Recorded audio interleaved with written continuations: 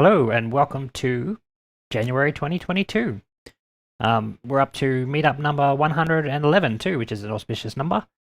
Um, Unfortunately, we planned for hopefully be back in person this month.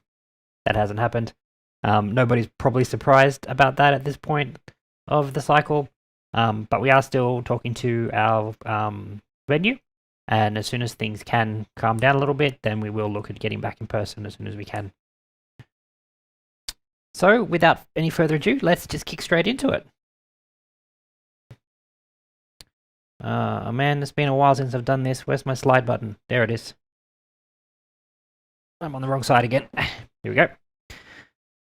So, tonight we have our standard agenda sort of thing. This is the introductions bit that I'm doing now. Whatever. Straight up after this, we will have the What's New in AWS with Ian and JM. I think they're going to skip over the reInvent stuff a little bit because straight after that we'll have a panel discussion covering some of the best bits to come out of reInvent and just AWS in general. Following the panel discussion, we'll wrap up and we have our usual post-stream Zoom catch-up. Nope, I am missing a slide here. There we go. So in the spirit of reconciliation, the Melbourne AWS user group acknowledges the traditional custodians of country throughout Australia and their connections to land, scene and community. We pay our respects to their elders past and present and extend that respect to all Aboriginal and Torres Strait Islander peoples today. So because we're going a little bit of a different format tonight, we won't be doing the usual presentation with follow-up questions. We do, however, encourage audience participation in the panel tonight. So if you would like to add any comments or feedback throughout the night, or to ask a question of our panelists, you can do so in any of the channels on Slack, really, because it's all dedicated to us. But probably in #Melbourne, on Twitter using the AWS Melb hashtag, or right there in the chat on YouTube where you're watching this stream. We will grab those comments as they come in, and we will ask the panelists on your behalf. Make them good comments, though. As usual, we can't put these events on without the support from our sponsors. And our gold sponsor, again, for 2022 is CMD. And our silver sponsors are Versant and Civo. Big thank you to those guys. These events take a lot of work to put together. More so when we actually get back into in-person events and can start, spending money on catering and drinks again. That'll be nice. Actually being able to talk to people, all those sorts of things. When we do that, the sponsors are indispensable. So a big thanks to those three for their continued support, not only throughout the last decade or so, but especially the last few years. So before we get into it, a little blurb on who we are. My name's Rob. If this is your first time here, I go by @Bok on Slack, and on most social medias it's some derivative of that. And my co-host, who you'll meet in a minute, is Ian. We don't work for AWS, so we're just members of this community, the same as you, the same as everybody else. We're a community-run community, really. So we welcome all opinions and feedback, good, bad, ugly, whatever you want to say about AWS. As long as it's knowledge that's in the interest of the community, we're more than happy to help promote those opinions. And a great place to talk about the good, bad, and ugly of AWS is on our Slack channels. We have somewhere in the order of several hundred members. I never looked at this before I start the call. We're at 866 members at the moment, who are active at various times of the day. So it's a great place to ask questions if you have any questions, if you're trying to work on something. It's a great place to come and complain about the quality of the AWS console. We have good channels for that. But also if you're looking for work, or if you're looking to help out, or discuss what's going on in the realm of AWS, we have a couple of channels there that are backed by some bots, the outages channel and the announcements channel. They get particularly busy when AP Southeast 2 goes down and everybody's looking for answers and nobody has any answers, but we amuse ourselves by complaining together. All right, next one. So we absolutely would like you all to get involved. Finding speakers for these sorts of events is the hardest part of the job, but we're always looking for speakers on any topic that's relevant to AWS or the AWS community. Big or small, doesn't matter. If you've never presented before, we're more than happy to give you a hand to put together a slide deck, to review slide decks, to mentor you through the process. It doesn't have to be a large talk. It can be an off-the-cuff thing. It could be a 5-minute spiel about some great new tool that you found. Those are often quite the most interesting ones because we all learn about a great new tool that somebody found, and they're always good. We may be looking for sponsors later in the year, so keep your eye on that one. And we're always looking for volunteers, especially when we get back into in-person events to help with the running of these. Any of these and more, jump on Slack and hit us up.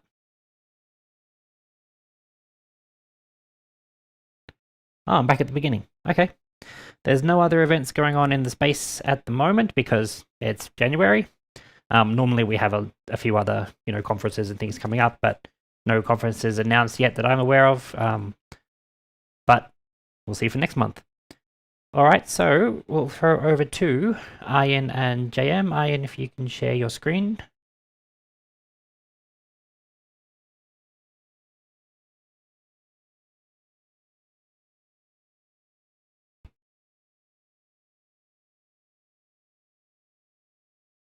There we go. All right, we'll throw over to them now.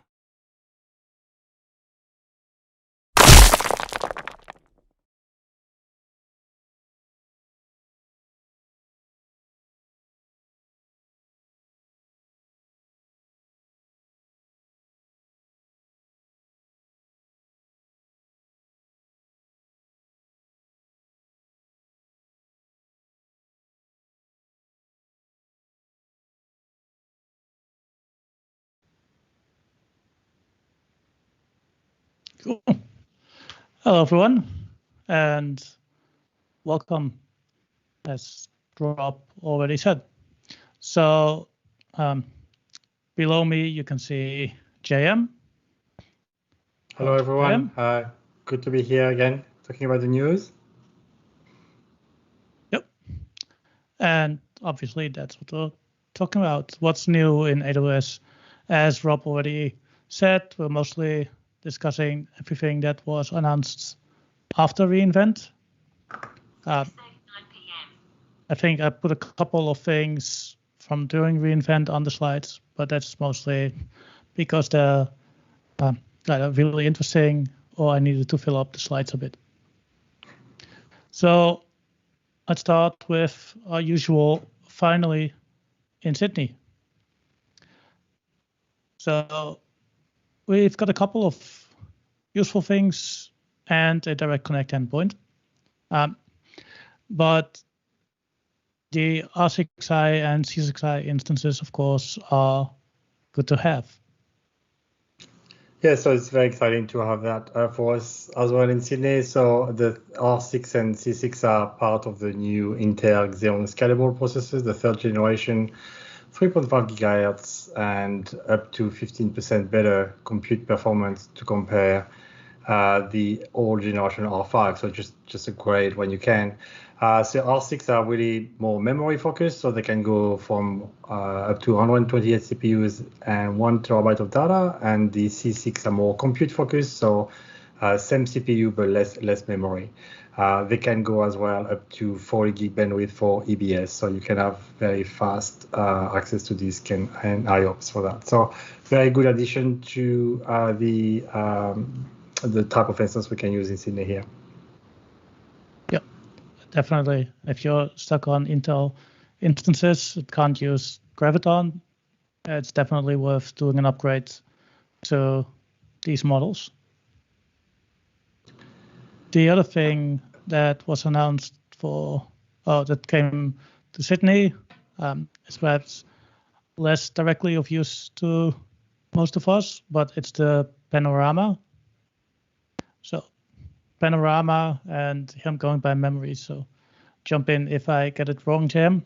That's but okay. Panorama is basically a device or edge compute system that you hook up to your cameras and such for monitoring sites.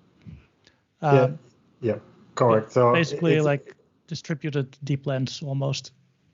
Yeah, actually, it looks like a big deep lens. So it's an appliance, a computer vision appliance, AWS call it.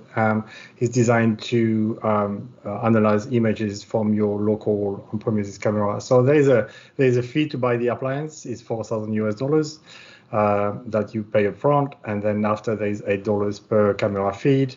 But you can load different models, do analytics on site. So it's a supercharged type of device, and you pay as well per gigabyte analyze, and plus S3 costs when you want to store your environment. But you have less latency, obviously. You can run your model on-prem, so that can be very useful for many type of organization who run a model like that on images and live feed. The other big announcement, and I love network, and it's always something interesting, is the new Direct Connect location in Sydney. Sydney had 2 Direct Connect for a long time. Now there's a third one, and that third one can support 100 gig bandwidth and as well encryption. So in the past, only Equinix SY3 was able to do 100 gig. Global Switch was not. It was just a 10 gig. You could do aggregation up to 40, but non-encryption. So now you have really spread across Sydney, but because you have Equinix in Mascot, you have Global Switch in Ultimo, and now you have NextDC S2, who can support a Direct Connect endpoint as well in North Sydney. So quite a very big diversity there for Direct Connect and 100 gig connectivity with encryption. So very cool. Yep. That's cool. Moving on then to serverless. Well, Jim, she said you love networking, so the first one. Yes, IPv6 for Lambda. That's interesting. Lambda now joined the load balancers and other type of product with a dual stack endpoint available. So the dual stack endpoint will be Lambda IP Southeast to AP.AWS. It's where you can invoke your Lambda function. And you can have a mix of IPv4 and IPv6. But that's definitely a move of AWS toward IPv6 in VPCs last year, load balancers before, and now Lambda, and then ECS and EKS as well coming. So very big push for IPv6. Yeah, it's definitely a big push. So it's interesting to see where they're going with that, other than obviously supporting it. Other things on the Lambda side are support for ES modules and top-level awaits if you're running your Node.js 14. I'm honestly not entirely sure how important these are to Node.js developers, but it's always good to see new things show up. So apparently, I'm not a developer either in Java, especially in Java. I know good people though. In that will allow you to use ECMA script modules, who are really well spread JavaScript packages that you can use in your Lambda function. So that give you more packages options. And as well, the top level await allow to a better provision concurrencies of your Lambda function. So a lot of improvement, and for people who are fan of Node.js, I think the upgrade worth the effort. Yep. And the bottom one on this list is also one I want to call out, that you can now use the SAM CLI to do local testing of your CDK managed applications, which is really cool. I haven't had a chance yet to test how well it works, but obviously local testing is always an issue for serverless applications. So the smoother that goes, the better. So yeah, you could do it before with CloudFormation and some templates. Now you can do it with CDK as well. So it's a new addition for local testing for your Lambda function and REST API on API Gateway. Cool. On the container side, Jam already mentioned it, but EKS now also has support for IPv6. So that allows you to have pods only with IPv6, which is great, saving you a lot of IPv4, and that's automatically managed now with the VPC CNI plugin, who can manage the IP with the EC2 networking stack, obviously, and then address the IP to your pod. So, you can run a lot of pod now on AWS with VPC, with IPv6 only. Yeah, you don't really have to worry as much about your IP addresses running out when you're using IPv6. So yeah, that's really cool. One that I wanted to call out from this list is actually the ECS console experience for clusters and task definitions. Not so much because I'm impressed or don't like it, or anything like that. I haven't actually had a chance yet to play with it much. But what I do know, and that came out in the Slack channel that Rob mentioned earlier, where we don't complain, where we mention console issues. Apparently, now if in a new console, if you create a task definition, I don't know if the same goes for clusters, but at least for task definitions, under the hood, it will create CloudFormation stacks for that, which is a bit of a weird way of doing things. And whether you think it's a good thing or bad, I'll leave up to you to decide for yourself.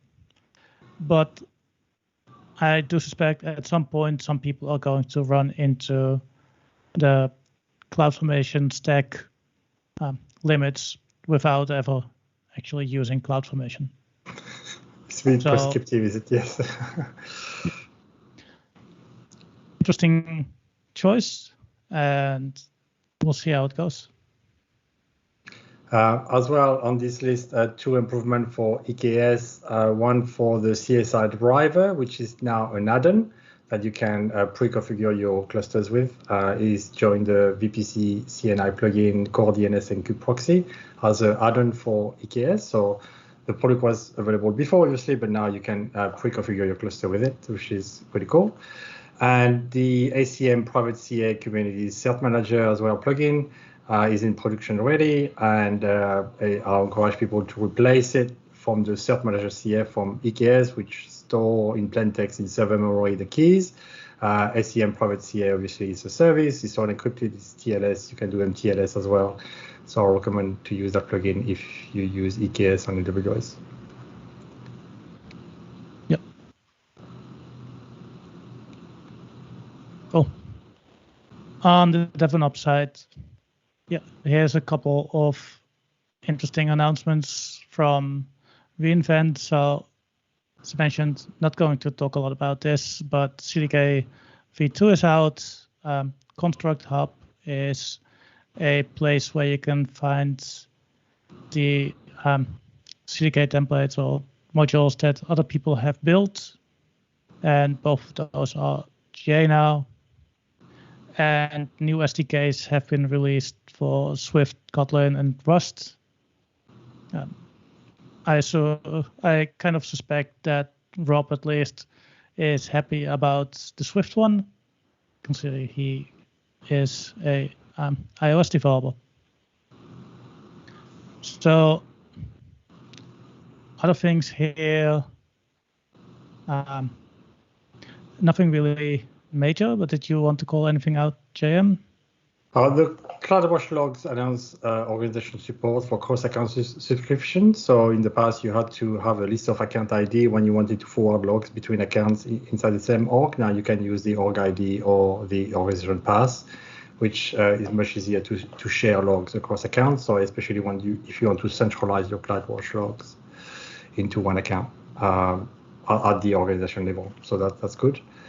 And then the system manager automation now can invoke third-party webhooks So that's if you want to use Slack, for example, or if you want to use all the type of alerting system when your system manager automation document are finishing or are starting, you can create some alert in there. So that's interesting add-on. It's a bit like auto-scaling group webhooks where you can do stuff at the end.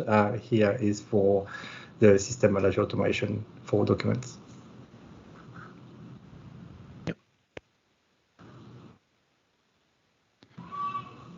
Cool. On the security side, then, there is CloudTrail Lake. The name is a bit weird, but basically it is a place to collect all your CloudTrails from your organization and query them and all the things that you're supposed to be able to do with a data lake, but specifically for CloudTrail. So yeah, it's AWS Code is a managed data lake for audit and security information. And so you can aggregate all your CloudTrail logs across multiple accounts in there. You can archive them for 7 years, and then you query them in seconds. So AWS provide a couple of pre-script, like investigate who called an API, investigate couple of user actions, explore queries. So you can save your queries. They are, SQL queries, quite easy to use. And you can run all sorts of analysis on your CloudTrail. It's not free though. There's a serious cost. There is a cost of storage and a cost of ingestion as well, and then there's a cost to analyze your script as well. But you have a 30 days trial that you can have a go with. But there is a cost of that service. It's not like if you are putting your CloudTrail on S3 and then run Athena queries on top, which is kind of what that does.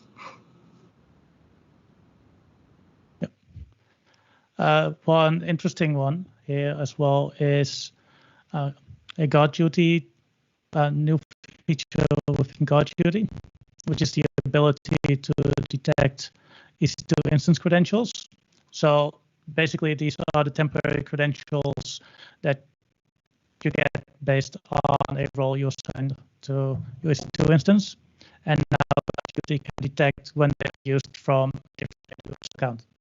It even so far as to generate different levels of severity, where you only have a medium severity if the credentials are used from an account that is also monitored by the same guard duty. But if it is from something outside, then which usually means outside of your organization, then it will throw the highest level alert because there's probably some really bad stuff going on. Yes, that's a great addition. AWS did provide something similar, but when the key was used outside of AWS, so from your CLI, for example, and that was a common SSRF injection problem for website where people were stealing the metadata keys from an EC2 instance. Now, I think we go further, and then even if that key now is used on EC2 as well, into a different account, there's an alarm from guard duty, which is great. And then, like Ariane mentioned, depending if it is inside your org or outside your org, you have different rating of alert from guard duty. So, very good addition. I did a talk a year ago on metadata and SSRF injection. Have a look on our website if you want to. But it's a big thing. Try to move to metadata 2 if you can, V2. To try to prevent the steal of these IAM keys. It's a big problem. If you happen to you, the guard duty can help to detect them. Yep. Cool. Then in other cool stuff, the one thing that probably everybody has noticed is the new console home. I think it's a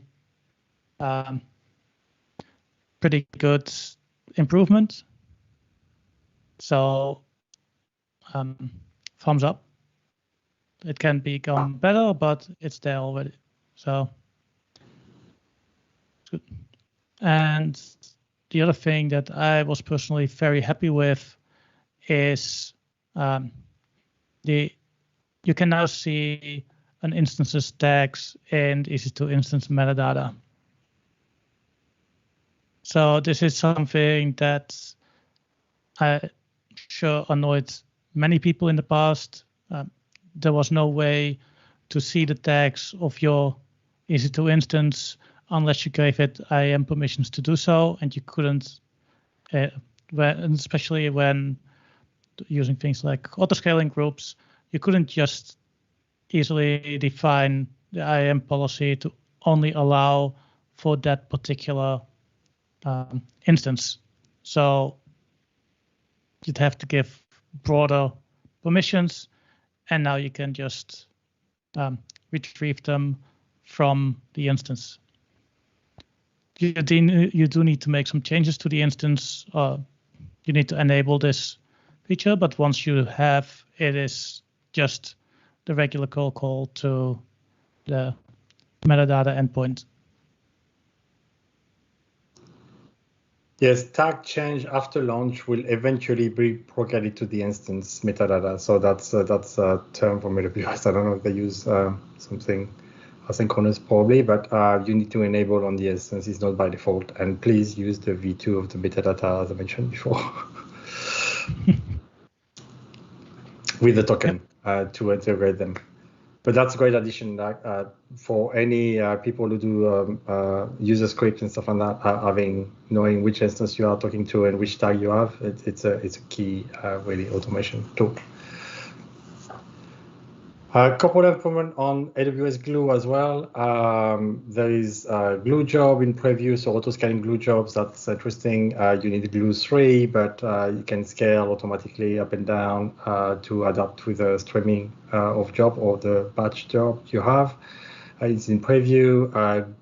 Interaction session in job notebooks. That's a live kind of interaction, so that's interesting for developers to be able to troubleshoot with the IDE as well. And then the PI information in preview as well to be able to detect if there is PI information inside your Glue process. That's interesting. That's a different add-on that I haven't seen before.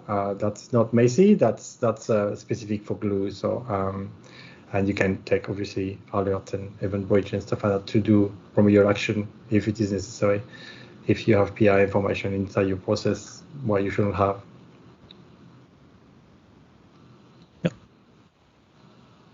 And that was a slide I forgot to remove from last month. So that's it for the news. As always, we do this in podcast form as well. We were a bit behind schedule with posting these. That backlog has mostly been cleared up with the reInvent episode coming out either tomorrow or the day after. And then after that, we'll be recording our January episode, which should go up fairly soon after. And with that, I will hand it back to Rob for a moment while we switch to the panel. Thank you, everyone. Thank you all.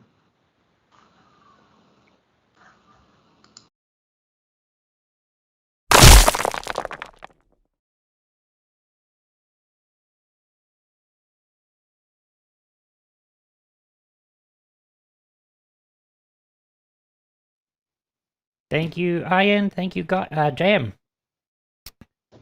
All right, so another finished look at what's happened in AWS for the month. Don't forget to check out the podcast too if you want interested in any more details on all of that.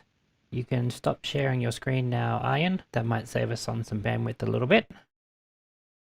Apologies for the choppy audio we had for a bit in the news segment. That was unintended. But my CPU started to overheat and started to drop things. So, summer, hooray.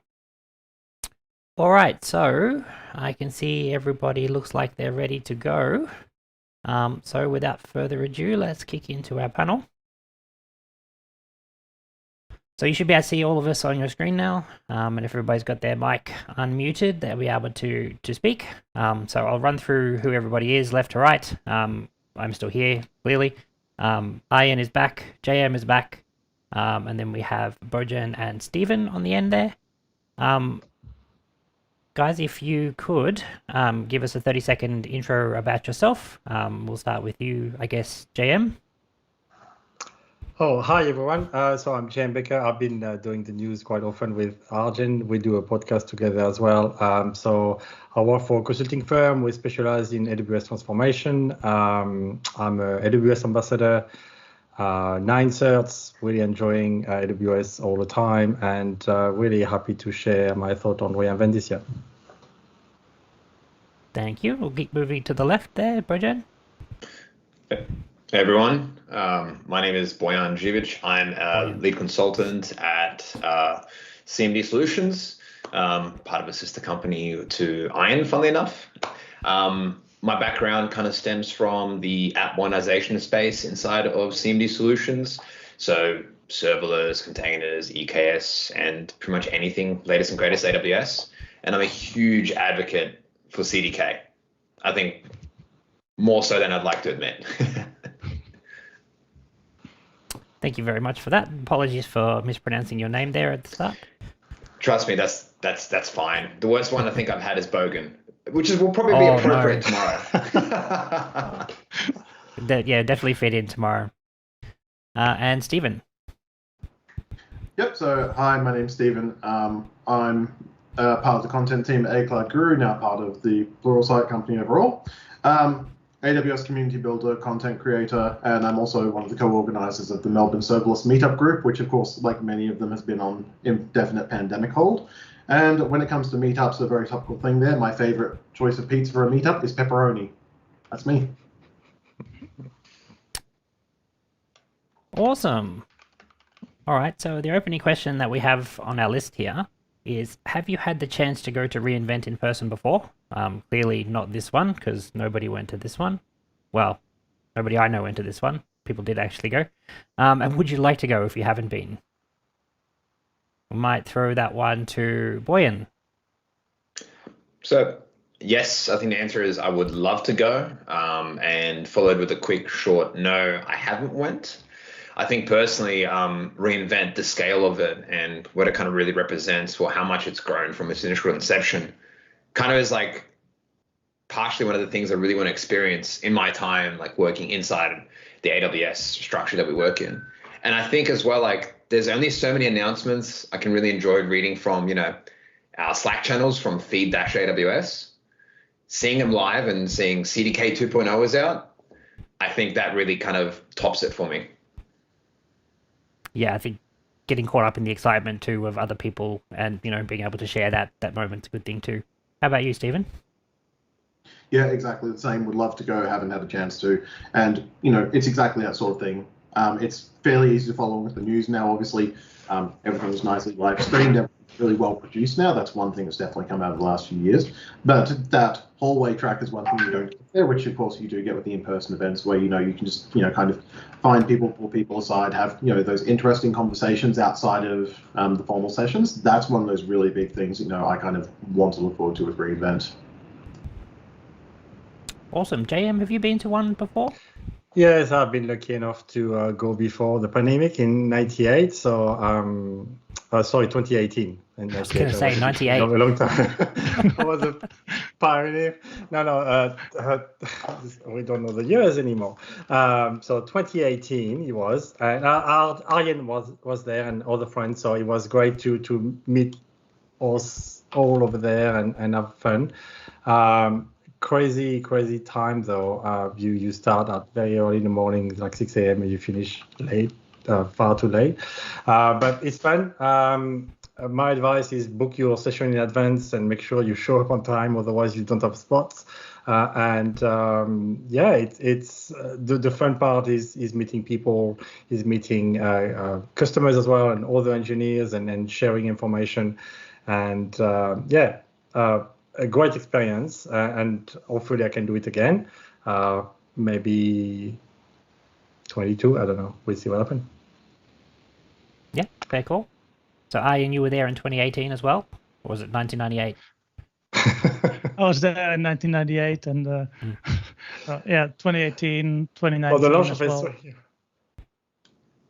S3. I've definitely enjoyed my time at reInvent.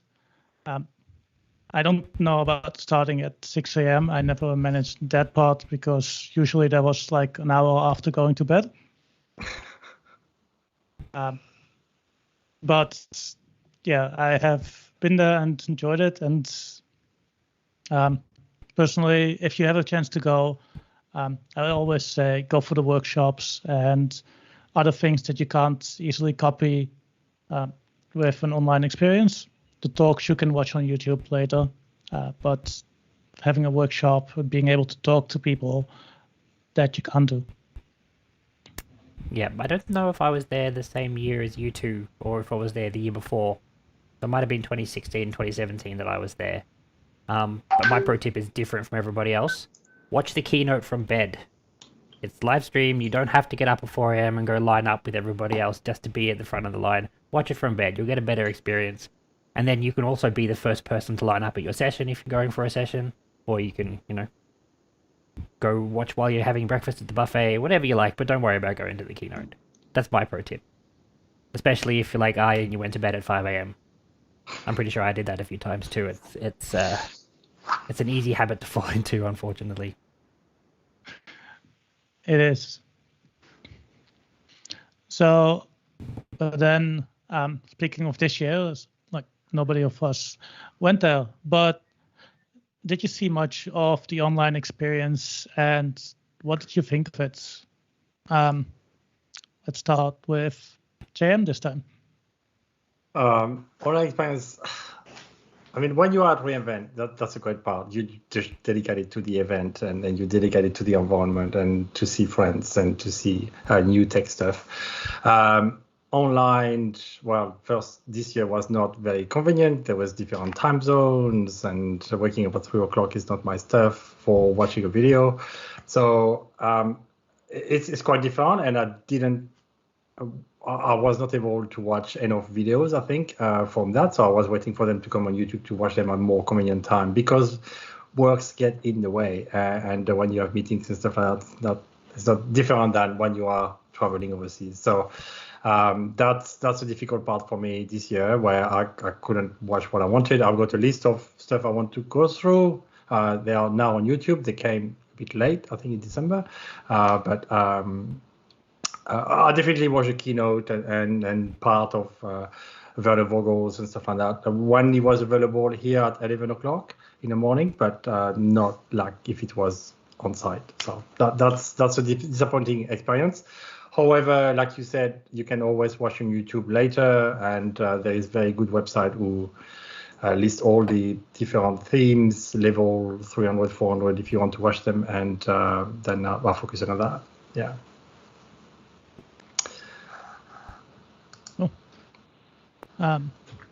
Stephen, how about you?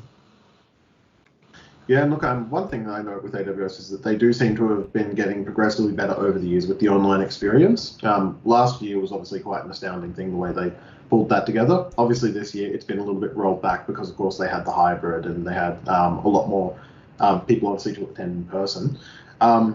So, yeah, I guess that was probably the biggest thing there. And with that kind of stuff, there is just that thing that they are continuously improving with it. And, yeah, in general, it's a really positive thing to kind of see, because one thing particularly is the pandemic kicked off in 2020. I think all of us saw, tech conferences, there was the AWS Summit when that was hosted, the tech was a little bit wonky. Things were kind of like, is this the future of tech conferences? Then, of course, reInvent just came along and boom, this is high production quality, this is fantastic. So it's really cool seeing how that sort of stuff's continuing to evolve.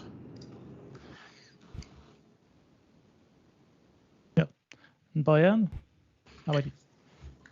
See, I'm used to sleeping, shall we say, much later at night because I'm a football fan and I watch the English Premier League. So I'll be awake at 3, 4 a.m. So this was just a typical thing for me. But the problem was work shortly followed. This wasn't a Friday or a Saturday.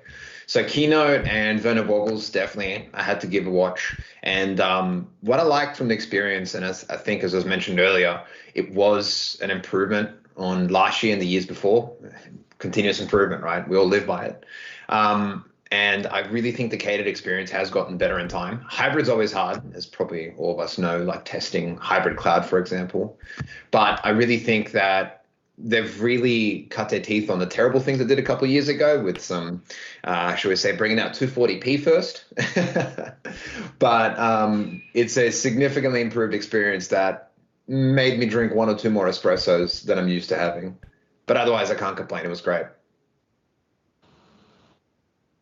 Yeah, I concur. The quality has been fantastic, and watchability and stuff like that as well, and the quality of the streams. It was flawless. Never had any problem. To compare, like Stefan mentioned, like Sydney 2 years ago, that was kind of a disaster.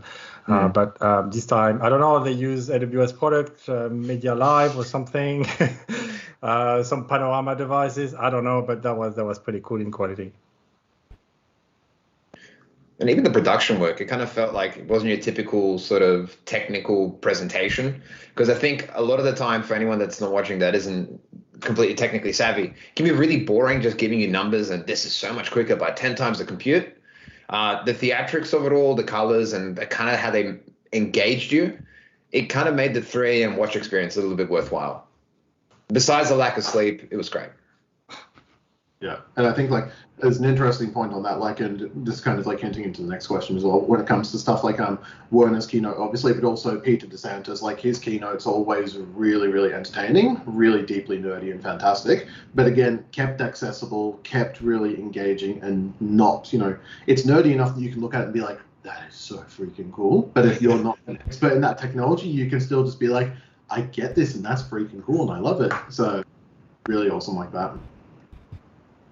Yeah, didn't watch anything live this year. Same reasons as already mentioned. Just work does not allow me to do that. Get up at 3 AM in the middle of the night sort of thing, in the middle of the week, rather, when I've just got a full day of work that I know is coming up at me straight after. I've watched a bunch of stuff now that it is up on YouTube. I did watch the keynotes as soon as possible afterwards, but yeah, I didn't get up in the middle of the night, which does, as Stephen said, lead into our next question. Where's my button for that? No. Oh, I did. So we know, Boyan, you got up in the middle of the night. Was that solely because that's your normal hours, or were you actually interested in watching the keynotes directly? Maybe 5 years ago, it definitely was my usual hours, but not so much now. But it was people were like Werner Vogels, I think, really do set themselves apart in the way that they present. He'll provide you a technical presentation with, I think, a commanding voice that I wouldn't mind narrating my life. Like, it's next to Morgan Freeman to be Werner Vogels. And to have that combination of the person present, it keeps you active and awake during that time. So it would be the last thing that you want to have, a very monotonous and boring sort of conversation. So I think I make it my priority, as much as to watch the keynote, is to really see what he has to say. Yeah, fair call. Did either of you, or the other 3 of you, wake up to watch them live? A couple. Yeah, not for me. I wait for the 11 sessions. There was rebroadcast at 11 AM, all the keynotes. So I was watching them on the side while doing some work. I miss Andy Jassy, though. I missed him this year. I always enjoy his keynotes. This year was a bit more bland, but give him a chance. He's the new CEO there, new manager, so hopefully it would improve. But I miss Jassy a little bit.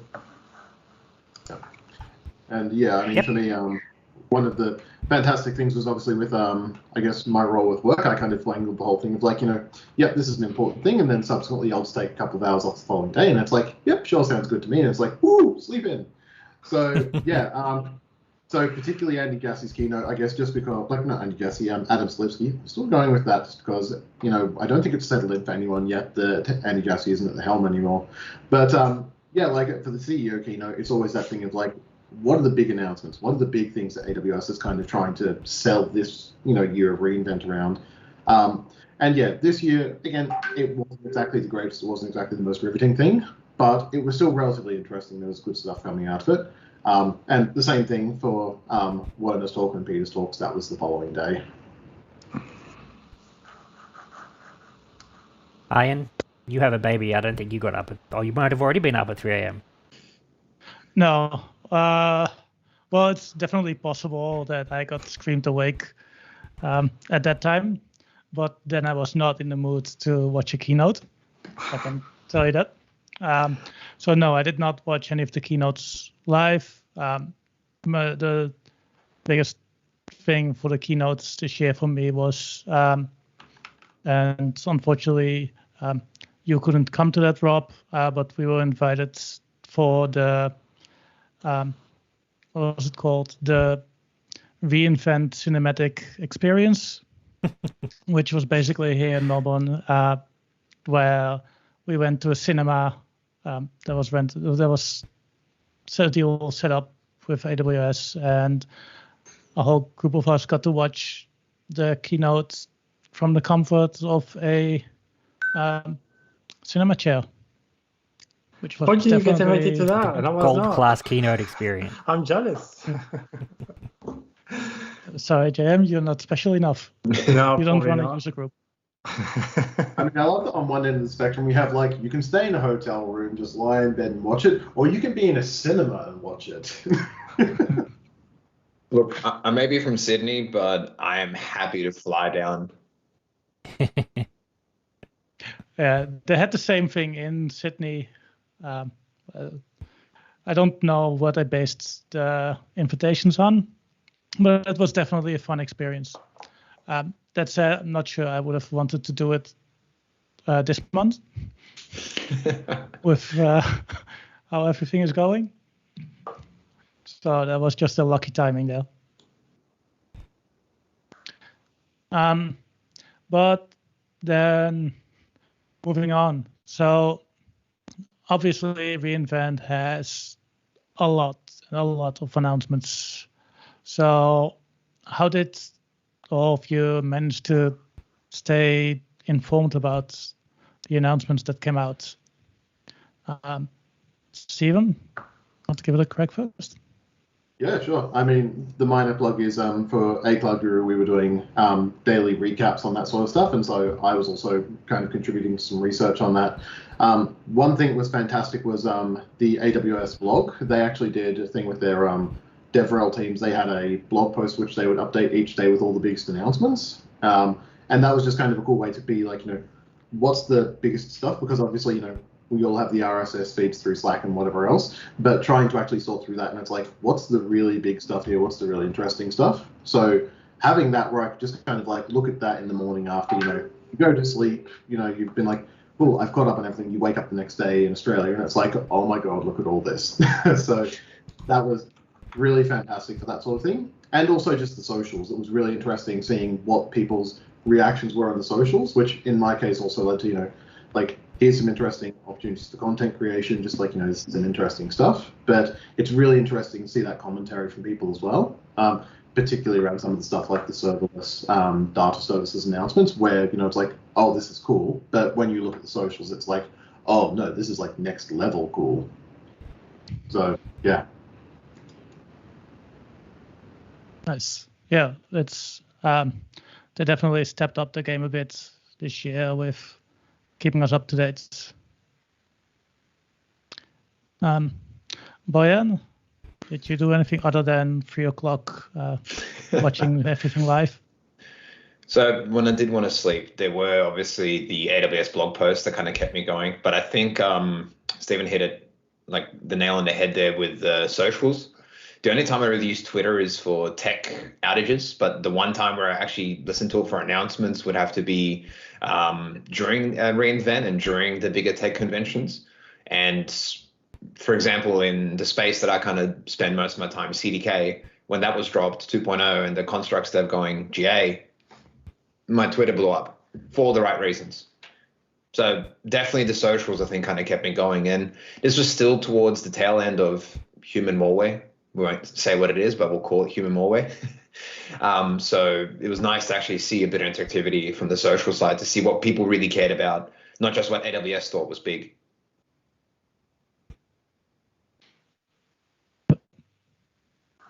How about you, JM?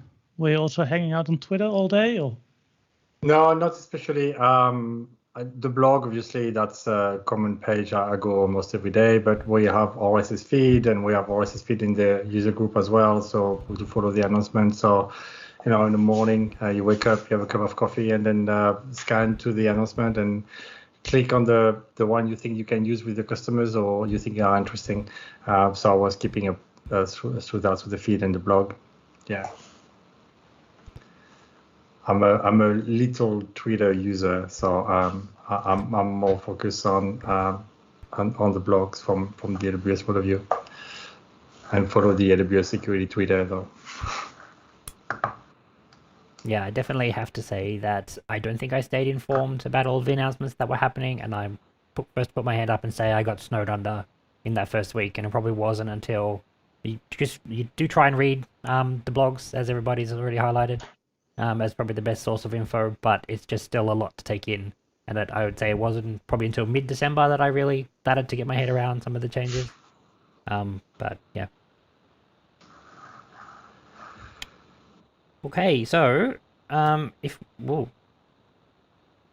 function key. If we say that the most interesting announcements were only previews, how do you feel about that? I might start with you, Arjen, since you wrote the question. Since you have feelings about this, I'm guessing.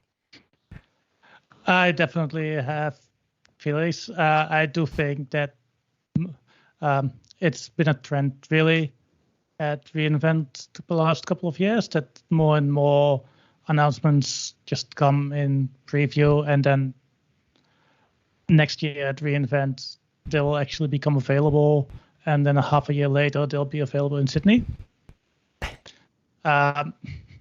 which always feels a bit disappointing to me. But on the other hand, I quite enjoy seeing what they're working on. So yes, it's not available yet, but we do know that something like that is coming. And as many others have probably had in the past, I've had my fair share of times where I built a solution in AWS for something, and then a week or a month later, AWS just rolls out a service that does the exact same thing. Now, I'm not saying they copied my code, but it is suspicious. Stephen was nodding along with some of that. Do you like the fact that we get stuff earlier now than if they waited another year to bake it in properly? I mean, it's an interesting one because these things kind of work both ways. One of the interesting things is obviously, in my mind, yes, most of the interesting announcements were in previews, and so things like the new serverless data services like EMR, Redshift, and things like that. The private 5G, which funnily enough is also not in Sydney, and things like that. And a lot of those things which, were really in there. But there were a couple of interesting things which went straight to GA and stuff like with SageMaker, you obviously have Canvas and Ground Truth Plus in there, where these ones are kind of like straight out. And so it's just kind of that question in there of, okay, so do these, how are these things going to kind of fill in with all of that? And the fact that they go straight to GA is also a good thing. But yeah, it's good when the public previews come out, but it's kind of that question of how long is it before I can actually put it into production somewhere. And speaking, I guess, from a background where, trying to put stuff into production where it was in preview, you end up with some interesting results down the line. Yep, fair enough. Or is it the length of the preview that probably is more important than the fact that things go into preview? What do you think, Boyan? Yeah. I'll be honest, I think the interesting is obviously dependent on person and the topic. For me, for example, I wouldn't agree this reInvent because, again, CDK 2.0 went GA and infrastructure coders like myself celebrated everywhere. And then one which I think went under the radar but really ties strongly into CDK is constructs.dev. That really made everything a lot easier. You don't have to trawl GitHub for all these random custom contracts people have built out for both CDK, CDK TFS, and CDK 8s. And goodness, it made my life easier. The best part of it was that they literally just told you, here's your TypeScript one, here's your Python one, we have it ready for you. And using one or the other was fine. The rest of the stuff, I mean, for example, AWS is giving you the opportunity, or giving the states the opportunity to put out their own 5G, their own private 5G networks. Great headline. We'll probably see that in Sydney in 2030. But in the meantime, though, the stuff that really kind of fits into our space, and I think a lot of the stuff that came around the serverless side, anything and everything I see that kind of gives Lambda a bit of love or adds more of a serverless component means that 6 months to 12 months from now, which is a likely period of time that I typically like to give any preview product before I actually put it into my customers' hands, it's a great stand because we can plan for it instead. I think anytime anything comes out, yeah, let's plan 6 to 12 months ahead of time just to be safe. That sounds like a reasonable stance to take. Yeah, no one wants an outage. Jam? Yeah, I think it's a good tactic, Brian. I'm interested. Obviously, you expect AWS to be the main innovator in cloud. So when you see EMR serverless and Redshift serverless stuff, you're so excited and you say, it's preview. Okay, yeah. It's not the same as when Lambda came. Like when Lambda came, that was just such a big innovation and happening everywhere at the same time. I like the preview. Sometimes it's frustrating, like Bubblefish took, 18 months or something to get from preview to GA. But at the same time, you're right. If the product is not ready, we don't want to put it in the end of our customers and then having problem down the line with that. So I'm a bit on the fence, Arjen, on this one. I know you're calculating some time from time to preview to time to Sydney. That's usually 18 months. On this one, I like the preview because it's fun. I'm in tech. I want to be excited about it. But at the same time, we need to be careful with what we put in the hand of our customers as well. Yeah. Does it get frustrating then that the tool is there and you can see it, but you can't use it yet? Yeah, for sure. I do a lot of migration with my customers, and obviously Bubblefish is going to be a massive cost saving for licensing. There is custom Oracle, RDS Oracle as well, custom SQL, all of that. There is some product who are, not ready yet or not in Sydney yet. So we would like to use them, but at the same time, it's more cautious to don't.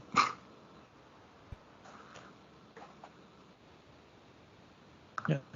The Graviton 3 though, that's a very exciting one though. That really showing how AWS can innovate so fast from Graviton 1 to 2 last year, now 3 already, and even more compute, more cores, more speed. I want to see more preview of that. I want to see Graviton 5. There's a really interesting thing with that, like when you consider just like exactly as you said, how fast they went from Graviton 2 to Graviton 3, the amount of cost, not just in research and development for that, but in rolling out that much hardware to then say, cool, we've already replaced it. Like we've already made it, it's already economical enough for us to replace all that hardware that we've rolled out for that, or at least to plan for its replacement, which is a really, really massive statement as well. Cool. Yeah. That kind of speaks for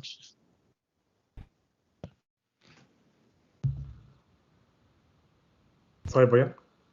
Oh, sorry. That kind of speaks for ARM as well. The fact that it's come such a long way that Graviton 3 and all these new instances that have come across, that x86, AMD 64, that isn't AWS's focus anymore. Even though a lot of their managed services, they recommend for you to go first to Graviton based, right?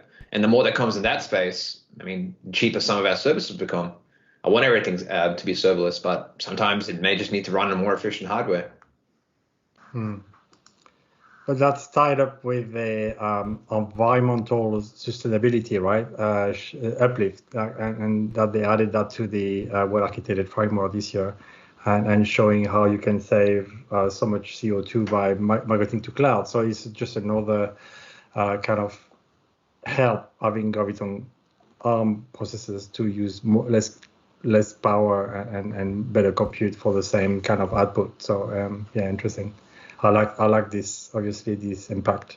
And if you follow AWS, they had 14 leadership principles. They have now 16, and they have included that part of responsibility as a big enterprise, the impact they do on Earth, and how the consumption of CO2 can impact our life to each other. So, yeah. So does that mean you think that Graviton 3 was the coolest announcement, Tam? No, cost saving will be the announcement.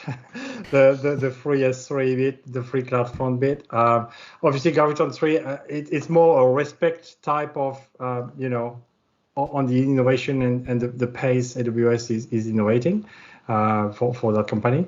And then, the biggest impact, I think, for me and my customer would be the well-architected framework with the sustainability pillars to save CO2 and migrate to cloud faster. But would that be your vote for most useful announcement then? Yeah, probably yes. Probably.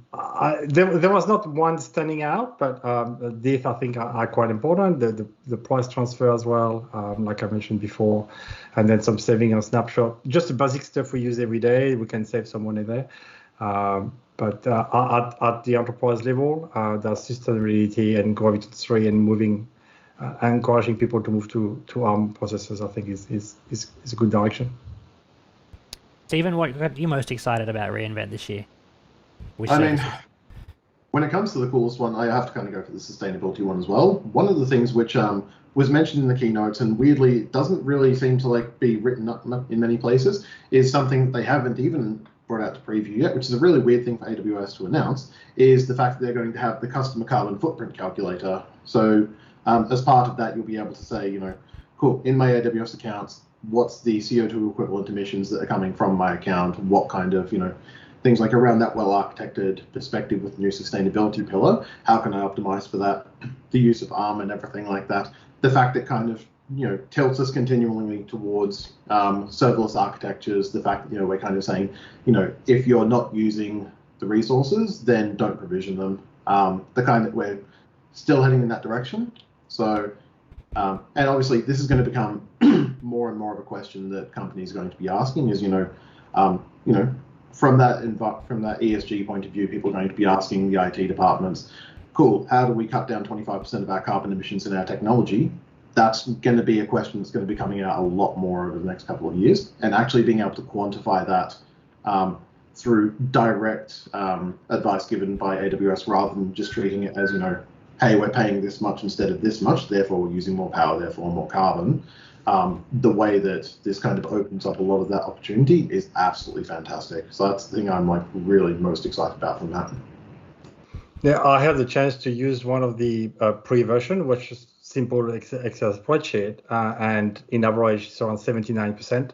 So to compare on-prem running X compute, from the big one, HP or Dell or whatever, and then how many compute you would run in cloud, not even the serverless component, right? With event on demand and stuff like that, it's just running equivalent in cloud. It's around 79% because AWS is using obviously a lot of renewable energies, and the data center are much more cost efficient to run cooling and evaporation and obviously power. So in average, it's around 79%, and then you can adapt that with local region, the way the state of Victoria is not very good actually of producing a green kind of power. It's a lot of coal still, so you can see the impact of where your data center is and where you move to. And as well, they convert that to a number of cars. So I did something for my customer, and one of them will be 60 cars off the road per year by migrating to cloud. So that's another, feel good situation where you're not only migrating to cloud because it's more automated, more scalable, more elastic, all of that is because you're going to save CO2 as well. And that's going to have an impact on your corporate responsibilities. So I think that's a very good move. And I believe, and I hope that the other two clouds are going to follow. Fantastic. What did you think was the coolest or most useful, Boyan? You're on mute there. Okay, that's a lot better. Most useful, I think definitely for me, as much as I talk CDK, it's the pull through cache repo for ECR. Although it's not perfect with Docker Hub just yet and breaking some of those limitations, keeping my whole environment, whether it be EKS, whether it be ECS, under wraps inside of that AWS bubble by having things that pull from key and what else have you, right? It just makes life easier. And I think managing that as well means that, again, if I incur charges, I can stop incurring charges from the internet, which are a little bit more expensive and a little bit unnecessary than it need to be, right? So anything that kind of helps in that sense. My coolest, hands down, constructs.dev, their construct hub. It's awesome.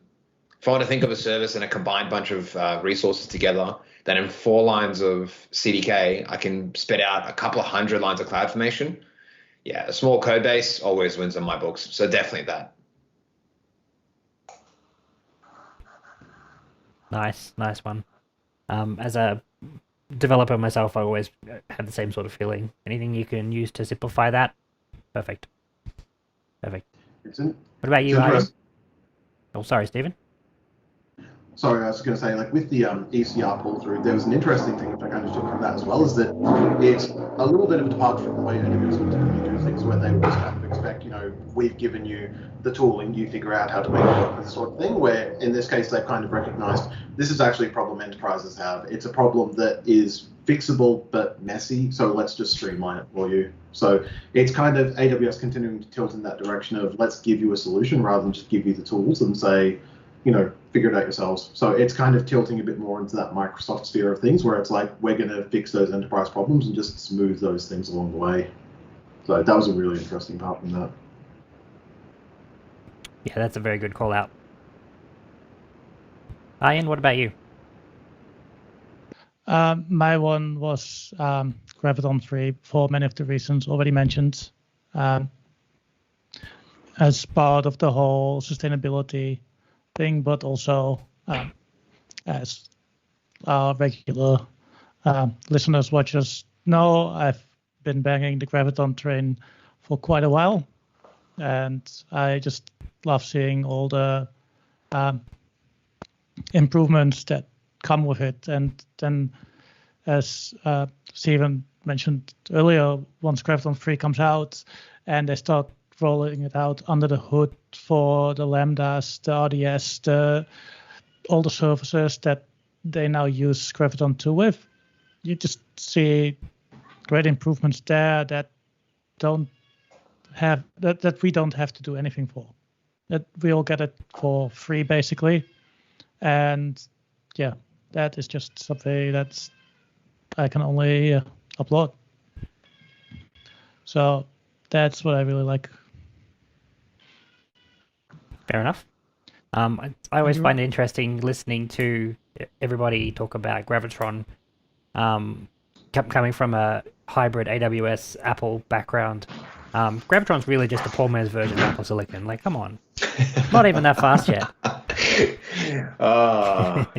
You pick and choose your benchmarks and you definitely think it's quicker, right? I love the fact that at the end of the day, M1 under the hood is just an ARM licensed product with an Apple spin to it. Remember what they always say: if you control the software and you control the hardware, you always get the perfect product. Yeah, but that's exactly the same approach that AWS has now taken.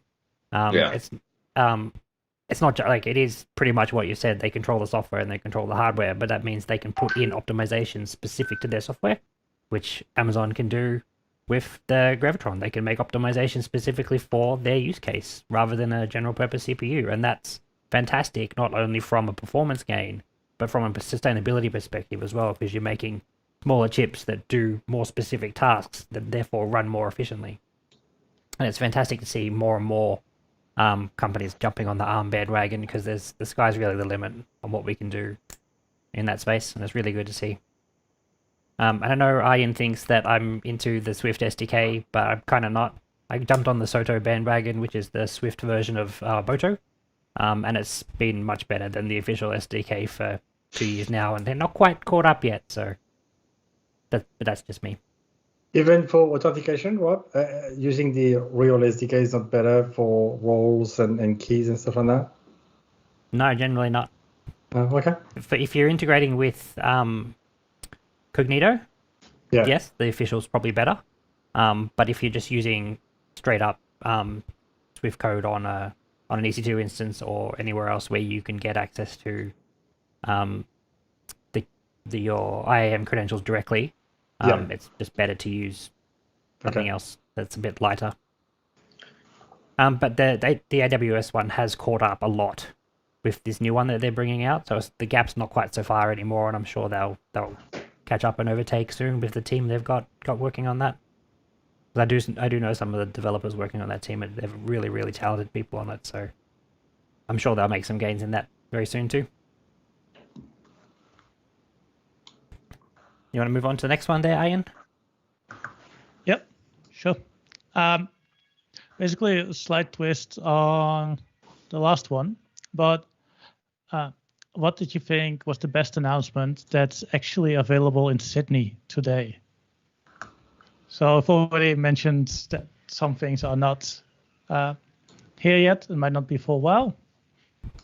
But there was the 3 things that you can choose from on the slide that you had, right? That's basically it. Not the web. No, that was after reInvent. But yeah, there's a bunch of things that did come to Sydney.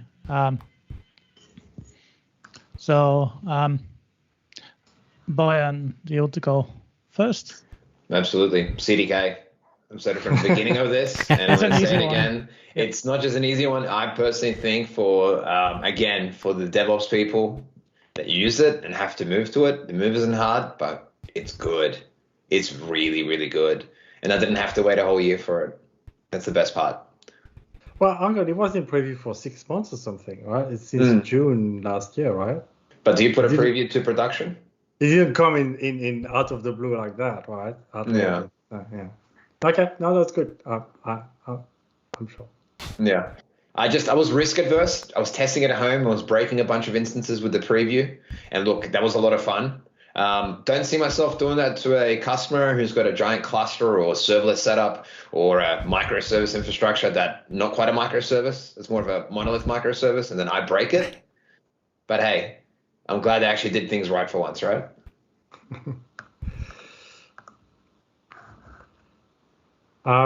Maybe for me, a direct connect site link. I don't know if it's a very networky things, but in the past, direct connect was only point to point, and now with site links, you can kind of go use the AWS backbone to be able to connect your site together. So I think a lot of enterprise is going to save some money there by, instead of having that triangle of connectivity between the 2 data center and AWS, they're going to be able to use SiteLink to connect the data center together. And that, I believe, is on OH Direct Connect. So technically, it's in Sydney. Yeah, and I mean, for me, the biggest one has to be with S3 Glacier, where they introduced the new instant access tier. That was really interesting, I guess, just because it kind of solves that infinite middle ground that we have with any of the S3 stuff. It's like, we don't need it right now, but when we need it right now. So it kind of deals with a lot of that. The fact that it handles everything synchronously, you don't have to wait for the asynchronous stuff like you do traditionally with Glacier, so you can just basically plug in like you would anything for S3. With the intelligent tiering as well, I guess intelligent tiering is a really underrated feature of S3, but especially in this sort of case where you have this kind of stuff of, we don't know when we'll need it, but we'll need it straight away. This kind of thing can produce a lot of really interesting cost savings. And this was one of the services I really dug into a lot during and after reInvent, and wrote a whole blog post and did a whole bunch of cost modeling on it. So that's one where it's like, this one could be really interesting and really exciting. So I'm curious to see what the uptake is on that and what people think of it as well. What do you think of S3 backup, Stefan? That's an unusual kind of model, right? I know a company has been asking for backing up S3, which doesn't make sense, but it's still in preview. But what do you think about it? It is one of those ones as well where it's like, as you say, it's one of those ones where it seems like, people have said, we want this and we need this. And they've just, AWS have just said, all right, fine, fair enough. So I'm going to cost you a bomb, but that's okay. We can do it for you. Yeah, so I mean, for me, I don't entirely see a great, I don't see anything that it solves in unique and amazing ways as you can with, a lot of the other announcements and stuff like that. It's definitely something interesting, and I'll be curious again to see just what people end up doing with it, to see what kind of value actually shakes out from it.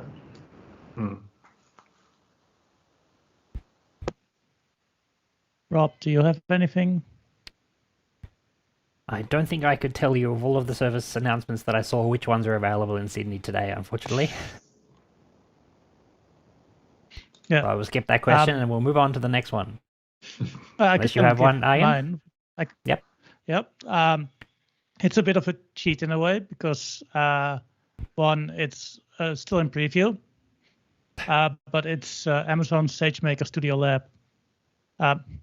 It is in Sydney because it is regionless, and it's basically separate from your normal AWS environment, but it's a free machine learning development environment. So it is perfect for learning things around machine learning and stuff like that. And it's definitely something that I will be experimenting with quite a bit, just to see what can I actually do with all this stuff before I end up spending any money on it. So that's why I think it's cool, and it's actually one of my favorite announcements from reInvent. Cool, fair enough. All right, so our next question.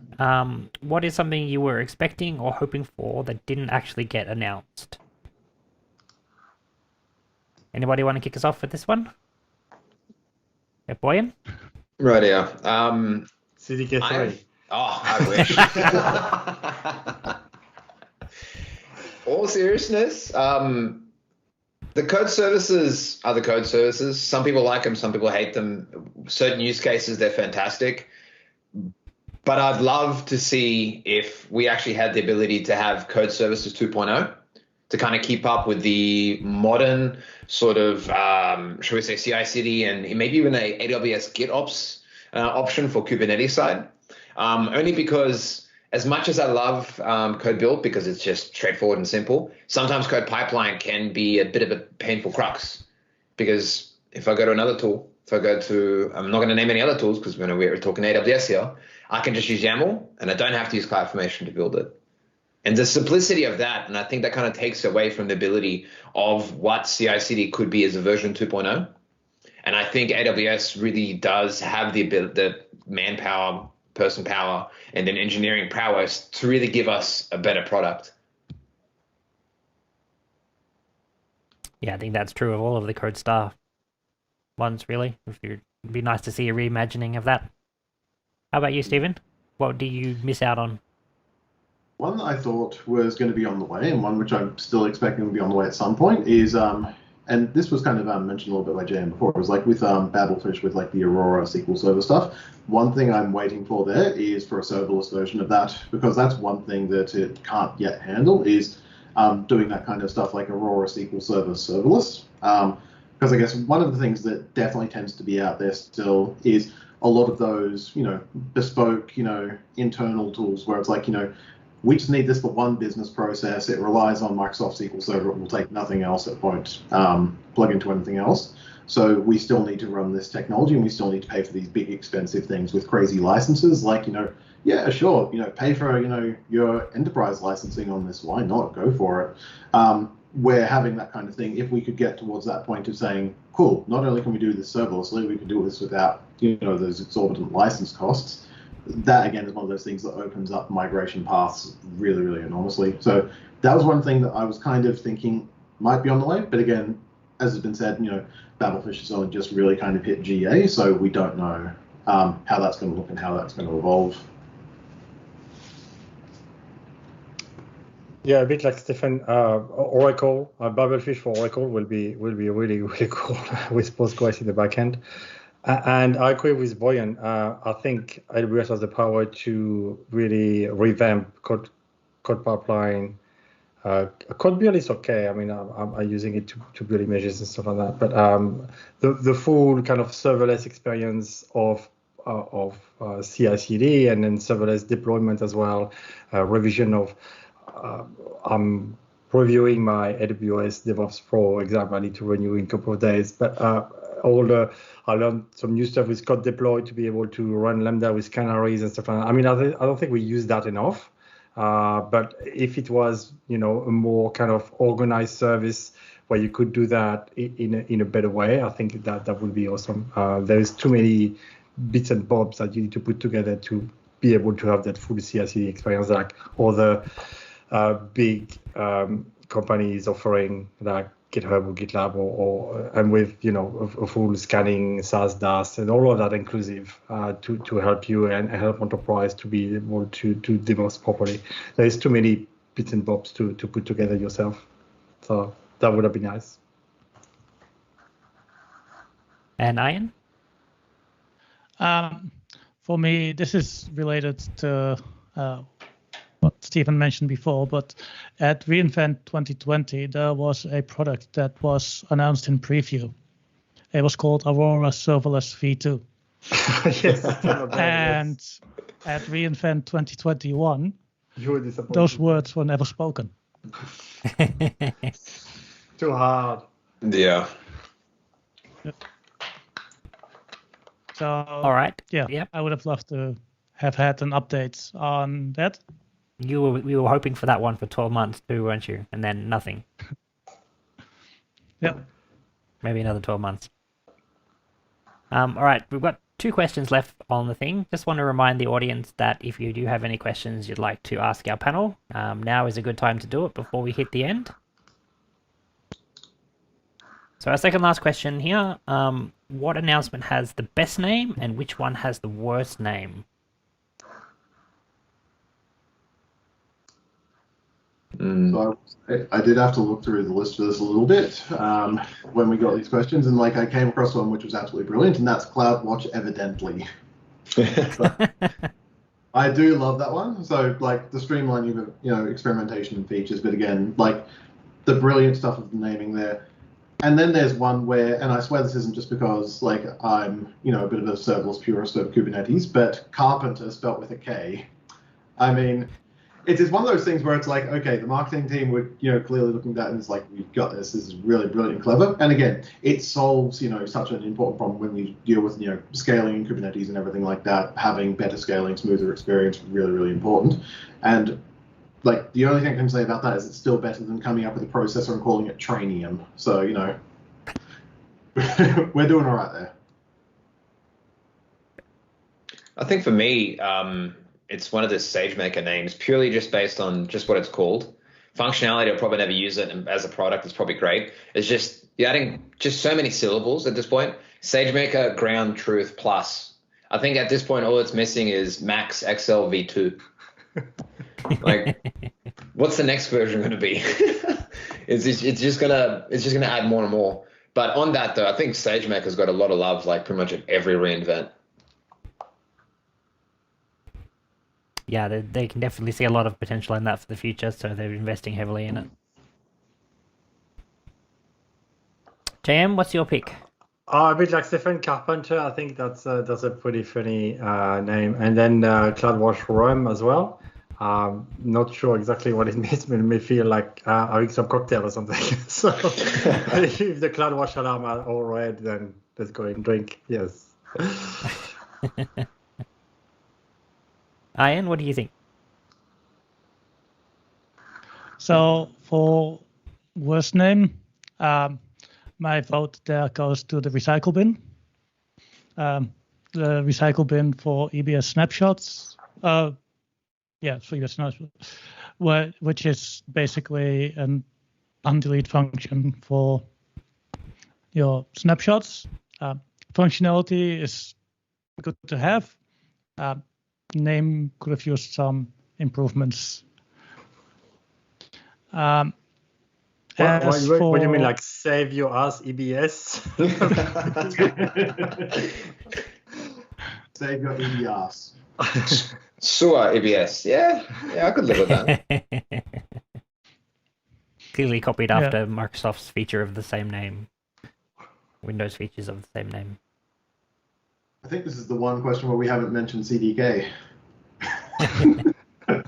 You're tempting me. It's an all-time classic name. You can't be improved on, unless you get CDK Plus.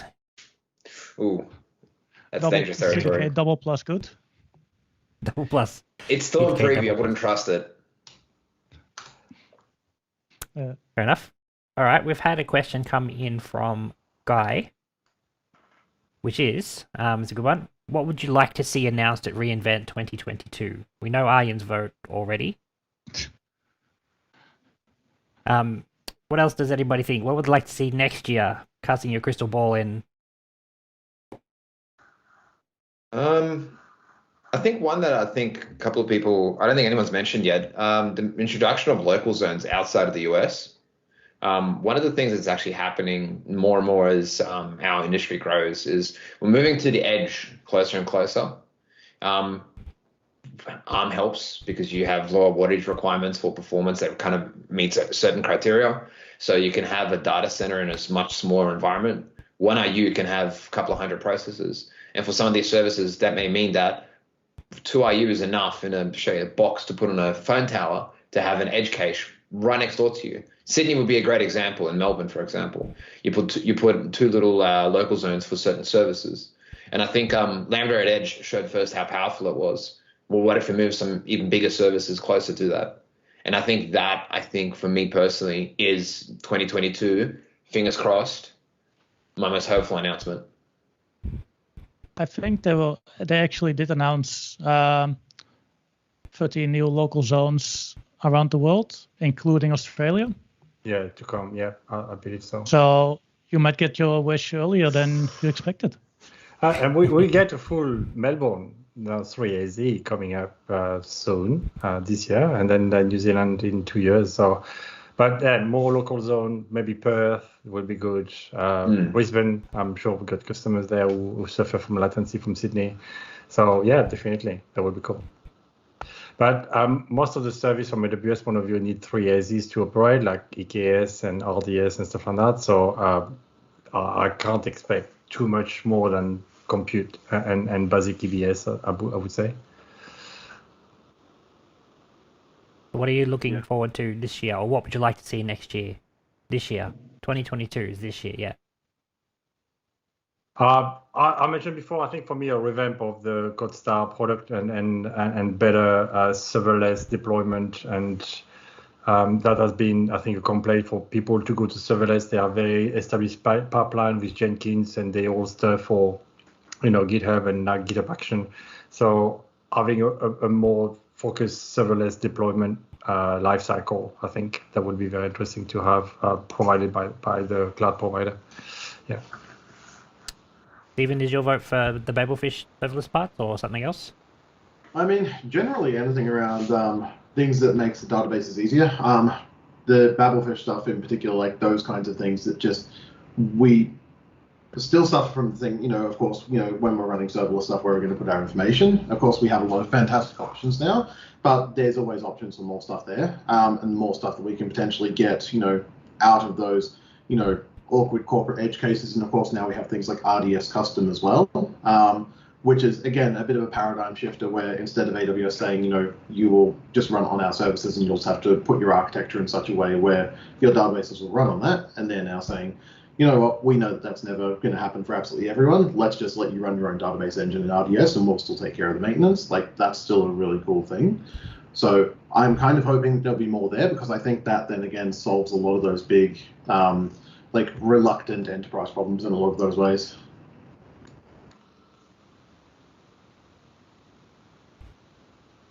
Cool.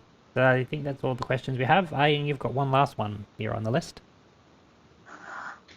Yeah, more just a little fun thing to end on. We've mentioned a whole bunch of product names. I will start reading a bunch of names for each of you, for service names, and one of them is not actually a product that was announced by AWS. Don't worry, I did not cheat and throw in products that were announced at a different date. That would be too confusing. Let's start this first list of, JM for you. Oh, yes, sure. Go ahead. EMR serverless, Redshift serverless, Neptune serverless, MSK serverless or SageMaker serverless inference? Neptune serverless. That was not announced. Yeah, it's not an option yet. It still needs 3 nodes. Yes. Yep.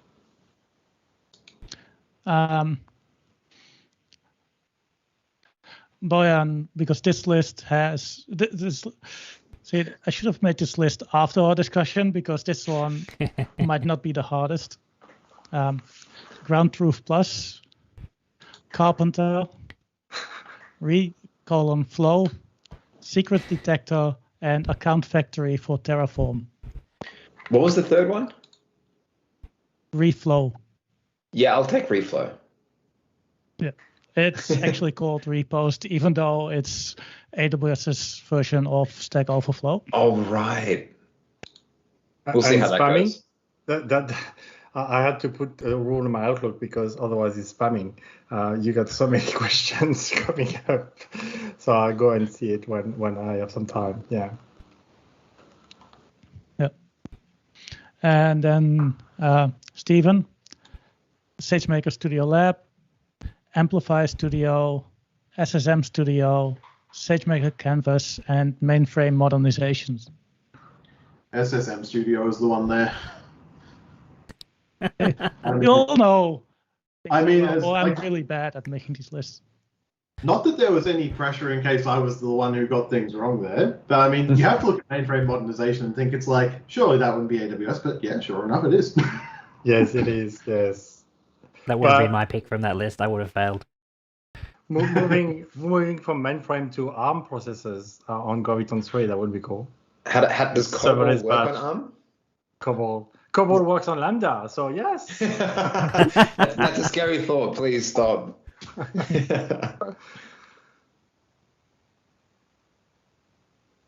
Cool. All right, we done? I think that's it then. So Sweet. All right.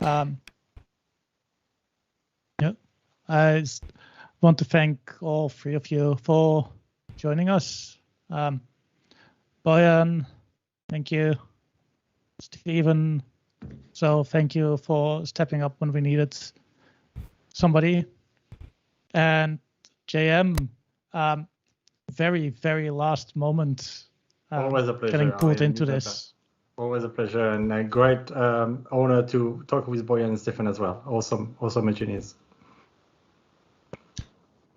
Cool. Thank you very much, everybody. We will leave it there, and I will go to where's my thing so I can wrap it up. Be back in a moment. Thanks again for everybody participating tonight. Thanks, everyone. Cool.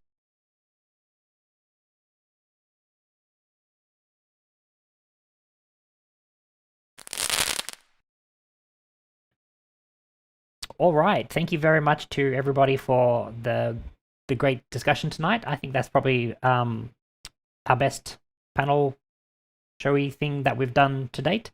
I think it was really good discussions there, and definitely something we can carry that one on further into next year as well if we need to do some more of these. I think that was a good success. All right, let's wrap up. Which way are my slides going to go? They're going to go this way, aren't they? There we go. So our next event will be on the 23rd of February, back on the last Wednesday of the month. I had to move today for obvious reasons for tomorrow. Back again on the 23rd of February, though. At this point, we're probably not expecting next month to be in person, just because of the way things are going, and things are changing, but they're changing slowly.